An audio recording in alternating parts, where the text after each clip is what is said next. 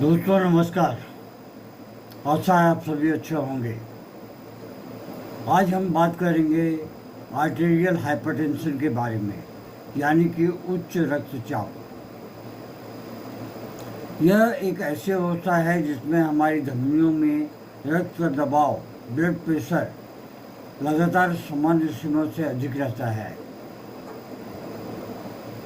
अगर इसे समय पर नियंत्रित नहीं किया गया तो यह हृदय, मस्तिष्क और किडनी जैसी महत्वपूर्ण अंगों को नुकसान पहुंचा सकती है।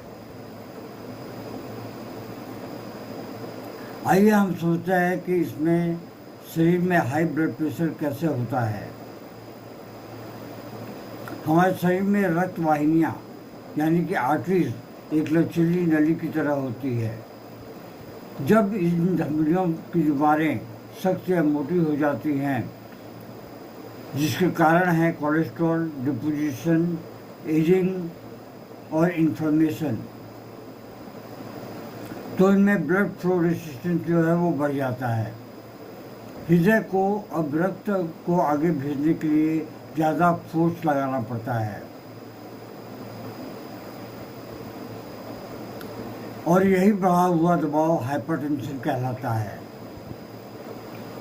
जब यह स्थिति लंबे समय तक बनी रहती है तो यह हृदय की मांसपेशियों को मोटा, लेफ्ट वेंट्रिकुलर हाइपरट्रोफी कर देती है, जिससे कि हृदय धीरे धीरे कमज़ोर होने लगता है। कॉजेज क्या है, कारण क्या है? प्राइमरी एसेंशियल हाइपरटेंशन लगभग 90 से 95% केस में कोई स्पष्ट कारण नहीं होता, लेकिन कुछ रिस्क फैक्टर होते हैं, जैसे कि जेनेटिक टेंडेंसी, वंशानुगत कारण, स्ट्रेस और anxiety, high intake of salt, नमक का ज़्यादा सेवन करना, lack of physical exercise, obesity, alcohol, smoking और कैफीन, ये इसके कारण हो सकते हैं। सेकेंडरी हाइपरटेंशन में यह किसी अन्य बीमारी के कारण होती है, जैसे कि किडनी डिजीज, एंडोक्राइन डिसऑर्डर, जैसे thyroid, adrenal gland etcetera. Certain medications, oral contraceptive pills, steroid इत्यादि। इसके लक्षण कैसे होते हैं? Sign and symptoms. बहुत बार यह साइलेंट किलर कहलाता है, क्योंकि प्रारंभ में कोई लक्षण दिखाई नहीं देते, लेकिन यह जब दबाव बढ़ जाता है तो मरीज को निम्न लक्षण दिखाई देते हैं, जैसे कि सिर दर्द, विशेषकर सुबह के समय, चक्कर आना, धुंधला दिखना, हृदय की धड़कन का बढ़ना, पल्पिटेशन ज़्यादा हो जाता है, बेचैनी, चिड़चिड़ापन, थकावट, नींद का ना आना, कानों में आवाज़ यानी कि टिनिटस।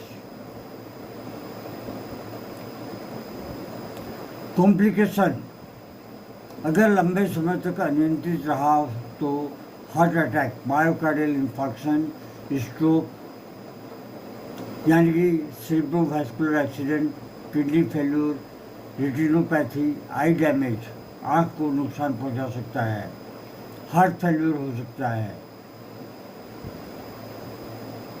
आइए हम देखते हैं कि इसमें होम्योपैथिक अप्रोच में क्या क्या दवाइयाँ हैं जो हैनमैन साहब ने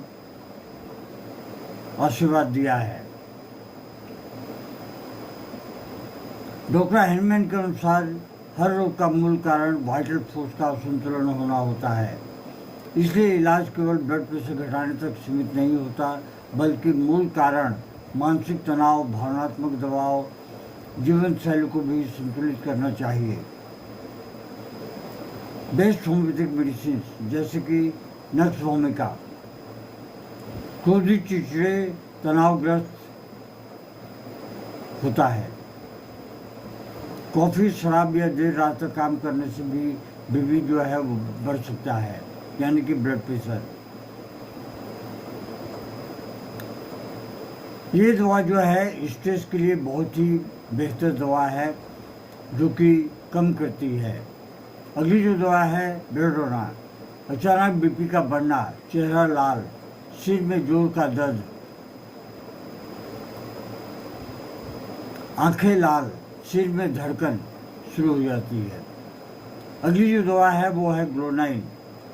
हार्ट एक्सपोजर से बीपी बढ़ना, सिर भारी, धड़कता हुआ, दिल की धड़कन महसूस होती है।